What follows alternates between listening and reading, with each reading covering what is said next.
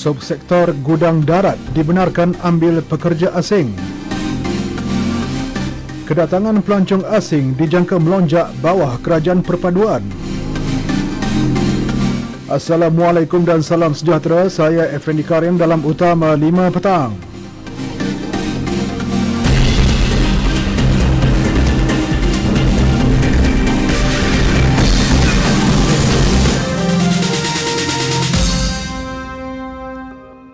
Hubungan antara Kerajaan Persekutuan dan Sarawak pastinya lebih akrab dan diperkukuh bawah Kerajaan Perpaduan. Perdana Menteri Datuk Seri Anwar Ibrahim dalam catatan di Facebook dan Twitter berkata, beliau telah menerima kunjungan Premier Sarawak Tan Sri Abang Johari Tun Openg yang juga pengurusi gabungan Parti Sarawak GPS bersama rombongan di rumahnya pagi tadi. Menurutnya, kerjasama kedua-dua pihak akan melahirkan Malaysia yang lebih baik dan berketerampilan. Subsektor gudang darat kini dibenarkan mengambil pekerja asing. Menurut Kementerian Sumber Manusia, kebenaran itu selaras keputusan mesyuarat jawatankuasa bersama antara Menteri Dalam Negeri dan Menteri Sumber Manusia mengenai pengurusan pekerja asing kali ke-7 pada 18 Julai lepas. KSM turut memaklumkan syarat atau kriteria kelayakan kota penggajian pekerja asing bawah subsektor itu turut diperluas kepada peniaga runcit dengan keluasan lantai kurang daripada 2,500 meter persegi. Permohonan boleh dibuat oleh majikan di laman web www.fwcms.com.my. Tourism Malaysia menjangkakan lonjakan kehadiran pelancong asing terutama dari ASEAN dan Eropah bawah kepimpinan kerajaan baharu. Keyakinan itu disuarakan Pengarah Kanan Bahagian Domestik dan Acara Tourism Malaysia Iskandar Mirza Muhammad Yusof. Buat masa ini, pihaknya akan meneruskan semua perancangan yang telah diatur seperti menggalakkan pelancongan domestik dan mengadakan promosi antarabangsa. Beliau bercakap kepada pemberita selepas merasmikan siri jelajah Jom Cuti-Cuti Malaysia 2022 di Aeon Bandaraya Melaka. PAS tidak akan menyertai Kerajaan Persekutuan, sebaliknya akan berperanan sebagai pembangkang. Demikian dimaklumkan Setiausaha Agungnya Datuk Seri Taqiyuddin Hassan. Beliau berkata langkah itu adalah demi menghormati kepercayaan dan mandat rakyat, khususnya para pengundi yang telah memilih PAS dan Perikatan Nasional PN dalam pilihan raya umum ke-15. Sementara itu, Menteri Besar Kedah Datuk Seri Muhammad Sanusi Mat Noor percaya negeri itu tidak akan dipinggirkan oleh Kerajaan Perpaduan walaupun PN menjadi pembangkang di peringkat persekutuan. Menurut beliau, lanskap politik semasa, sistem demokrasi dan konsep federalisme yang diamalkan di negara ini tidak mengizinkan Kerajaan Persekutuan meminggirkan kerajaan negeri. Di Johor, Menteri Besar Dato' Onn Hafiz Ghazi memohon agar semua pihak tidak mengeluarkan kenyataan yang boleh mengganggu-gugat pentadbiran kerajaan negeri itu. Beliau menerusi hantaran di laman Facebook menegaskan Johor masih lagi sebuah kerajaan yang stabil bawah naungan Sultan Ibrahim Sultan Iskandar. Menerusi hantaran di laman Facebook itu, Dato' Onn Hafiz turut menyertakan pautan berita mengenai PH Johor mohon wakil rakyatnya jadi ahli JTPD. Terdahulu, Timbalan Pengurusi PKR Johor, Jimmy Puah Wusi, dilaporkan berkata PH Johor memohon budi bicara kerajaan negeri untuk membenarkan wakil rakyat daripada parti itu dilibatkan sebagai ahli jawatankuasa tindakan pembangunan daerah.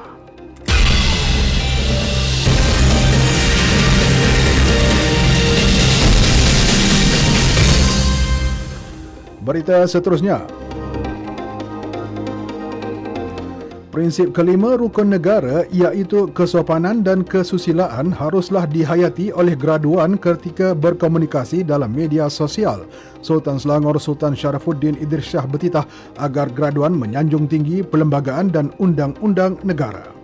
Janganlah sampai memberi komen-komen terlaluan yang mengeluarkan ayat-ayat berunsur fitnah, cacian dan hasad dengki. Kerana jika berlaku, ia boleh merosakkan pemikiran masyarakat, khususnya generasi muda. Kita ingin mengesa para graduan dan bakal alumni untuk meneruskan sinergi dengan alma mater UPM sebagai tanda syukur ke atas pengorbanan yang dicurahkan oleh warga universiti bagi mencapai kejayaan anda pada hari ini. Sultan Sharafuddin yang juga Tuanku Chancellor Universiti Putra Malaysia bertitah pada istiadat pembukaan Convocation UPM ke-46 di Serdang. 3 penduduk orang asli Batu 12 Gombak masing-masing menerima kunci rumah baharu mereka yang siap dibina Tentera Darat Malaysia TDM menerusi program Jiwa Murni PJM 2022.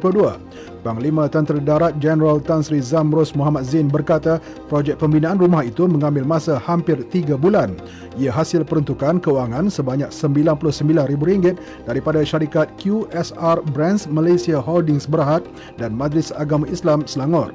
Dengan kejayaan program tersebut menjadikan 219 projek PJM sedang dan telah berjaya dilaksanakan di seluruh negara sebagai antara inisiatif TDM bersama komuniti setempat. Seorang pemandu jengkaut maut tertimbus dalam kejadian tanah runtuh di Blue Valley, Kampung Raja, Cameron Highlands. Ketua Zon 3 Penguasa Bomba Syahrul Nizam Nasir berkata, 10 anggota dan pegawai bomba dikerah ke lokasi kejadian sebaik menerima panggilan orang awam kira-kira 12.54 tengah hari tadi. Sebaik tiba, pihaknya mendapati runtuhan tanah menghempap sebuah jentera berat dengan pemandunya terperangkap. Mangsa yang berusia 37 tahun kemudiannya berjaya dikeluarkan namun disahkan meninggal dunia di lokasi kejadian. Beralih ke perkembangan luar negara, Menteri Pertahanan Perancis Sebastien Lecornu memuji hubungan strategik dengan Indonesia. Ia berikutan pembelian 42 jet pejuang Rafale Perancis bernilai $8.1 bilion oleh Indonesia yang dipersetujui pada Februari. Kedua-dua negara juga sedang berbincang mengenai pembelian 2 kapal selam penyerang kelas Kopin Perancis. Semalam, Lecornu bertemu rakan sejawatannya Prabowo Subianto ketika Indonesia bersiap sedia untuk mengambil alih jawatan Presiden Blok Serantau ASEAN. Susulan mogok yang dilancarkan oleh pemandu lori di Korea Selatan Khamis lalu, Kementerian Pengangkutan merancang untuk mengadakan rundingan dengan Kesatuan Pemandu Lori Isnin ini. Perkara itu disahkan seorang pegawai Kesatuan Sekerja. Ia akan menjadi dialog rasmi pertama antara kedua-dua pihak. Mogok besar kedua dalam tempoh kurang daripada 6 bulan itu bertujuan menuntut gaji dan keadaan kerja yang lebih baik. Tindakan terbabit turut menjejaskan pengeluar kereta, simen dan keluli ekonomi ke-10 terbesar dunia itu.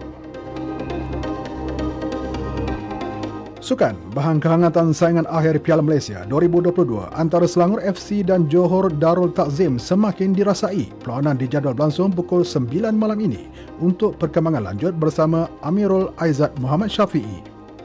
Terima kasih Afendi. Saya kini berada di pekarangan Stadium Nasional Bukit Jalil sejak pukul 2 petang lagi. Kelihatan para penyokong sudah pun membanjiri kawasan stadium walaupun hujan lebat turun sebentar tadi. Dianggarkan seramai kira-kira 80,000 penyokong telah pun hadir ke stadium ini. Rata-rata penyokong yang hadir memakai jersey pasukan pilihan mereka sama ada Selangor dan juga Johor Darul Takzim. Tidak kurang juga ada antara mereka ini melukis bendera pasukan pilihan di muka. Ada juga penyokong yang hadir menggayakan pakaian pasukan yang menjadi pilihan mereka. Dan aliran trafik di sekitar stadium ini juga kelihatan sedikit sesak kerana pengunjung hadir ke stadium ini dengan cara serentak. Dan suka saya ingatkan kepada para penyokong yang ingin menaiki pengangkutan awam LRT, jangan bimbang kerana pihak prasarana telah melanjutkan waktu operasi hingga pukul 1 pagi. Jadi itu saja yang dapat saya kongsikan kepada pendengar setakat ini. Saya Amirul Aizat Muhammad Syafi'i, kembali ke Angkasa Puri bersama Afendi. Turut berlangsung di Bukit Jalil kejohanan GP Terjun Persekutuan Renang Antarabangsa FINA di Pusat Akuatik Nasional. Penerjun lelaki negara Oi Zi Liang merangkul pingat emas dalam acara 3 meter papan anjal seirama lelaki bersama gandingannya Chiu Yiwei hari ini. Sekaligus menjadi emas peribadi kedua miliknya selepas terdahulu memenangi acara 3 meter papan anjal semalam. Pasangan itu berjaya mengumpul 382.11 mata meninggalkan pesaing Vladimir Rudenko dan Lachlan Cronin dari Australia yang merangkul perak dengan 360.12 mata. Manakala pasangan Mesir berpuas hati di kedudukan ketiga.